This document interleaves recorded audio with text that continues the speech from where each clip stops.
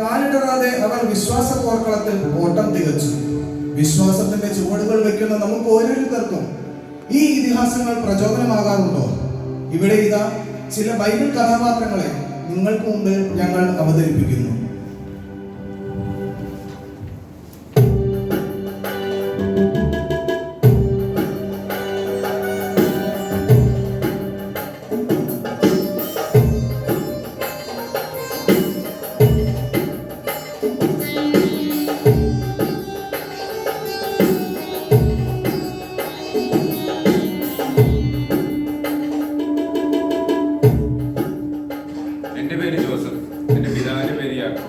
എൻ്റെ പിതാവ് എന്നെ വളരെയധികം സ്നേഹിച്ചു. എനിക്ക് മനോഹരമായ ഒരു കുപ്പായം തന്നു. എന്നാൽ അതിൻ്റെ കൂട്ടു സഹോദരന്മാർക്ക് അന്വേഷണമായിരുന്നു. എങ്കിലും ഞാൻ അവരെല്ലാം സ്നേഹിച്ചു.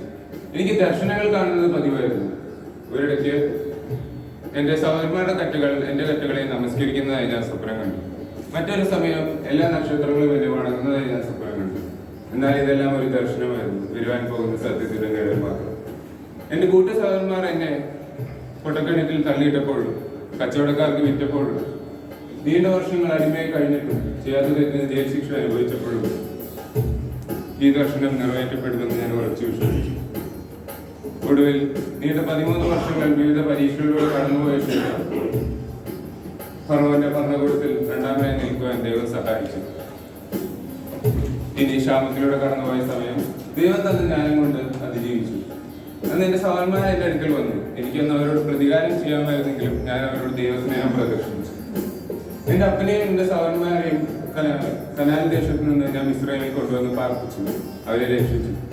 എന്നാൽ ദൈവജനം ഒരിക്കലും അവിടെ സ്ഥിരമാവുകയില്ല എന്ന് അറിഞ്ഞ ഞാൻ അവർ പോകുമ്പോൾ എൻ്റെ അസ്ഥികൾ കൂടി കൊണ്ടുപോകണമെന്ന് അപേക്ഷിച്ചു. പ്രിയരെ, ദൈവത്തോട് വിശ്വസനായിരിക്കുക എന്നതാണ് എൻ്റെ ജീവിതത്തിൽ നിന്ന് നിങ്ങൾക്ക് തരുന്ന സന്ദേശം.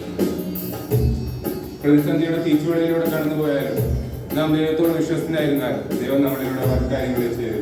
അതിനായി ദൈവം നമ്മളെ അനുഗ്രഹിക്കും.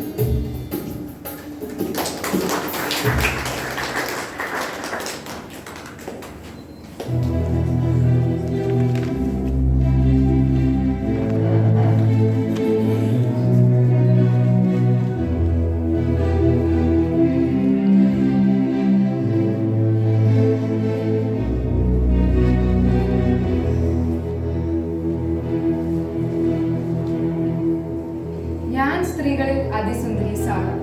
ജീവിതത്തിൽ കണിലെരിയുന്ന തീച്ചുള പോലെ ശോധനകൾ അഭിമുഖീകരിച്ചപ്പോഴും വിശ്വാസത്തിനു വേണ്ടി ഉറച്ചു നിന്ന ധീരനായ അബ്രഹാമിന്റെ ഭാര്യ. മെസൊപ്പൊട്ടാമിയയിൽ വിഗ്രഹങ്ങൾ വിട്ട് എന്റെ അച്ചായനും അമ്മായപ്പനൊക്കെ കുറെ വസ്തുക്കൾ ഉണ്ടാക്കി. എന്നാൽ ദൈവശബ്ദം കേട്ടപ്പോൾ എന്റെ അച്ചായനിൽ എല്ലാം വിട്ടു പോരാൻ തീരുമാനിച്ചു. നിങ്ങൾ ആരെങ്കിലും ഭർത്താക്കന്മാർ ഇത്രയും ദൈവശബ്ദങ്ങൾ കേൾക്കാറുണ്ടോ? നീ കേട്ടാൽ തന്നെ നിങ്ങൾ അവയെ സപ്പോർട്ട് ചെയ്യാറുണ്ടോ? ഞാൻ എൻ്റെ അച്ചായന് കട്ട സപ്പോർട്ടായി കൂടെ നിന്നു. എന്നാൽ ഒരു കുഞ്ഞ് ജനിക്കാത്തതിന്റെ ഭാരം പേര് നീണ്ട വർഷങ്ങൾ ഞങ്ങൾ കാത്തിരിക്കേണ്ടി വന്നു. ഈ ഗ്യാപ്പിന്റെ ഇടയിൽ ഒരു കുഞ്ഞ് ജനിക്കാൻ ഞാനൊരു അതിബുദ്ധി പ്രയോഗിച്ചു. ഭർത്താക്കന്മാർക്ക് ബുദ്ധി ഉപദേശിക്കുന്ന കാര്യത്തിൽ നമ്മൾ ഭാര്യമാർ കഴിഞ്ഞിട്ടേ ഉള്ളൂ മറ്റാരും. എന്താ നിങ്ങൾ എന്നോട് അഗ്രി ചെയ്യുന്നില്ലേ? അതൊക്കെ പോട്ടെ.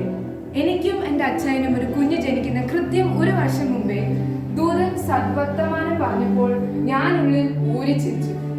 ഒരു കുഞ്ഞ്, അതും ഈ വയസ്സാം കാലത്ത്. എന്നാൽ വാഗ്ദാനം ചെയ്ത ദൈവം വിശ്വസ്തനായിരുന്നു. എനിക്കും എൻ്റെ അച്ചായനും ഒരു കുഞ്ഞ് ജനിച്ചു, ഇസഹാക്ക്. ചുരുക്കി പറയട്ടെ, വിശ്വാസത്തിന്റെ ചുവടുകൾ വെച്ചപ്പോൾ ഞങ്ങൾക്ക് അതൊരു അനുഗ്രഹമായി മാറി. ഊരിൽ അറിയപ്പെടാതിരുന്ന ഞാൻ അനുഗ്രഹപ്പെട്ട തലമുറകളുടെ മാതാവായി മാറി. അനേക വംശങ്ങൾ എന്നിൽ നിന്നും പിറന്നു. ധൈര്യത്തോടെ മുമ്പോട്ട് പോവാ. ദൈവം നിങ്ങളെ സഹായിക്കട്ടെ. നന്ദി.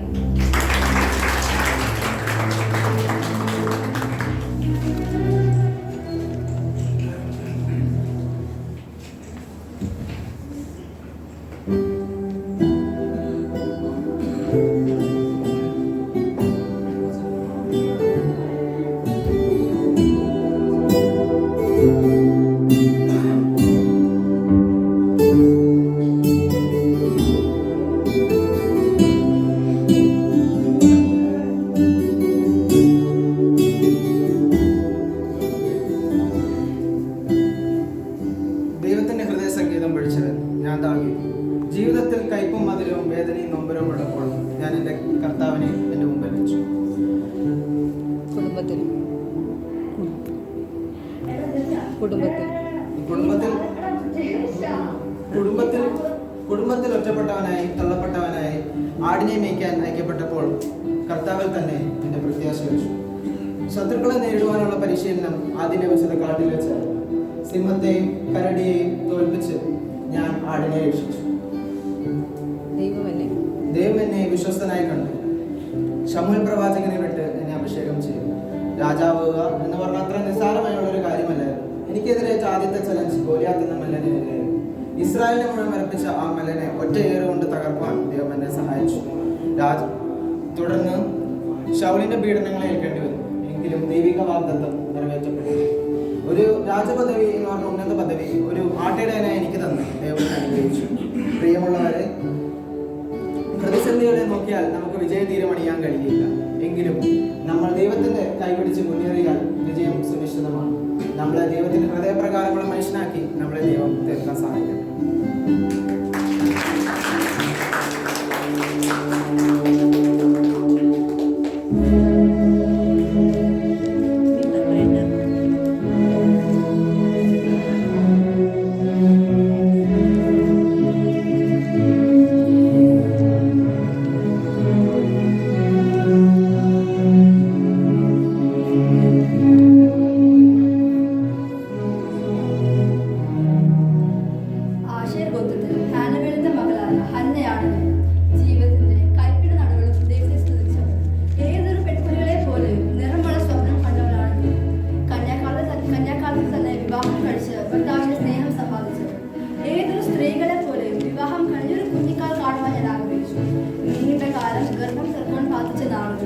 എന്റെ ആദ്യത്തെ കാലിനെ ഏറെ നോവിപ്പിച്ചത് പെനീനിയുടെ മുഷിപ്പിക്കുന്ന വാക്ഷരങ്ങളാണ്.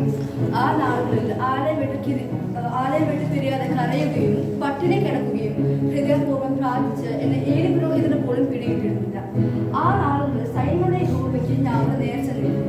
ഈ തലമുറയിൽ എനിക്കൊരു കുഞ്ഞിനെ തിരികെയാണെങ്കിൽ ഞാൻ അവിടെ ദൈവത്തിന് കൊടുത്തുകൊള്ളാം. ദൈവത്തിന് അത് നന്നായി ബോധിച്ചു. ദൈവം എന്റെ ഉദരത്തെ തുറന്നു. കോമല രൂപനായ ഒരാൺകുഞ്ഞിനെ ഞാൻ പ്രസവിച്ചു. അച്ഛനൊട്ടുണ്ടായ കൺമണിയെ താളൊഴിച്ച് വളർത്തുവാൻ ഏതൊരു അമ്മയ്ക്കും കൊതിയുണ്ടാവും. ശരി തന്നെയാണ്. പക്ഷെ അവൻ എന്റേതല്ല, ദൈവത്തിന് വേണ്ടി നിവേദിച്ചതാണെന്ന ചിന്ത എന്നെ പുറപ്പെടുവിച്ചു. അതുകൊണ്ട് തക്ക സമയത്ത് അവൻ ദൈവശബ്ദം കേൾക്കാനിടയായി. ക്ഷീണിച്ചു പോയ പൗരോഹിത്യത്തിന് അവൻ പുതുജീവൻ നൽകി. ഇസ്രായേലിന് ദാൻ മുതൽ ബർശേബ വരെയുള്ള വിശ്വസ്ത പ്രവാചകനാക്കി ദൈവം അവനെ ഉയർത്തി. പ്രിയ സഹോദരങ്ങളെ, നിങ്ങൾ കണ്ടു ദൈവത്തെ മാനിച്ച എന്നെ ദൈവം മാനിച്ചത്. ദൈവം തന്ന മക്കൾ ദൈവത്തിന് വേണ്ടി സമർപ്പിക്കപ്പെടേണ്ടവരാണ്. എന്നാൽ അവരെ ദൈവത്തിനായി സമർപ്പിക്കുക.